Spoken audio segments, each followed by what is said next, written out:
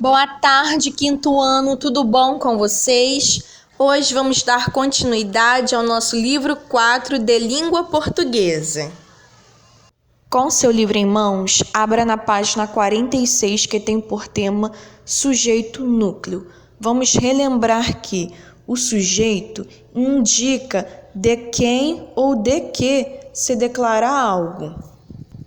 O núcleo do sujeito é a palavra principal que forma o sujeito. Vocês lembram que o sujeito ele pode ter mais de um termo. Ele pode ter 2 palavras ou 3 palavras. E o núcleo do sujeito vai ser a palavra principal do sujeito. Então, se vocês tiverem uma frase onde o sujeito é composto por 3 termos ou 3 palavras, vocês vão ter que analisar quais dessas 3 palavras é a principal, é o núcleo. No livro de vocês vem um exemplo, né? A esperta Alice estava no jardim. Qual é o sujeito dessa frase, dessa oração? É a esperta Alice. Vocês podem observar que esse sujeito é composto por 3 palavras: a, esperta e Alice. Agora, quais dessas 3 palavras é a mais importante, é a principal, é o núcleo do sujeito? É o nome Alice.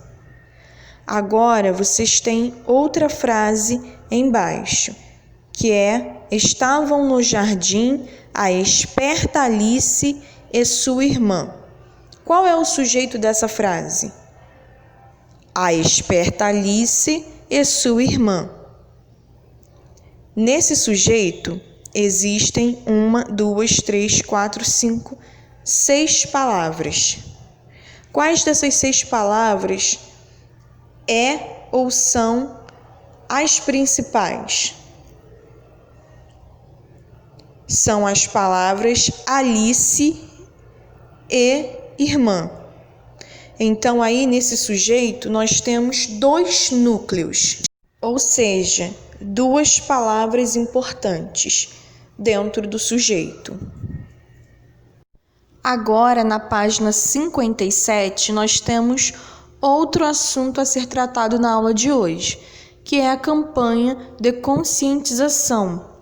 Uma campanha de conscientização tem o objetivo de incentivar as práticas de ações que visam ao bem-estar da sociedade. Em geral, são compostas de textos curtos e imagens atrativas que têm o objetivo de convencer o leitor de algo. Essas campanhas podem ser feitas por órgãos do governo, ministérios, prefeituras, secretarias e por empresas particulares que reconhecem sua responsabilidade social. O ato de ler exige que nós, leitores, façamos uma relação entre o que lemos e o nosso conhecimento do mundo. Agora, crianças, vamos para a página 58, que entra em um outro tema que não é desconhecido por vocês, que é a oração sujeito, verbo e complemento. Vamos relembrar. Em uma oração, o sujeito indica de quem ou de que se declara algo. O verbo é a palavra variável que exprime fatos, ação, estado, mudança de estado e fenômenos da natureza. O complemento é aquilo que completa o sentido do verbo. Nessa página tem um exemplo, tem a oração: eu leio para as crianças. Eu é o sujeito. Como nesse sujeito só existe essa palavra, então essa palavra, o eu, é o núcleo do sujeito. Leio é o verbo, é a palavra que está exprimindo uma ação. E o complemento é para as crianças. Esse complemento completa o sentido do verbo. Qual é o verbo? Leio. Leio para as crianças. Então, o complemento completa o sentido do verbo. Nós temos também um outro exemplo. As crianças imaginam um mundo melhor. Qual é o sujeito? Ou de quem estamos declarando algo? As crianças. Qual é o núcleo desse sujeito? Esse sujeito tem duas palavras. Qual é a mais importante? Crianças. Qual é o verbo? Imaginam.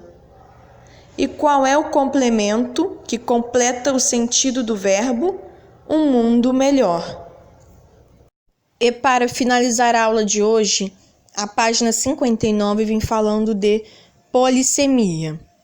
Polissemia é a característica das palavras de assumir muitos significados.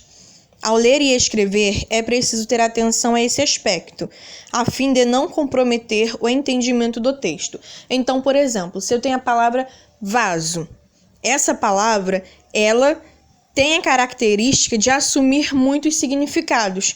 Por exemplo, eu posso falar vaso, mas me referindo a um canal em que o sangue circula. Eu também posso me referir a um recipiente para líquidos, sólidos, para flores. E também a peça sanitária. Crianças, concluímos os conteúdos do livro para hoje. Fiquem com Deus e beijinhos. Até a próxima aula.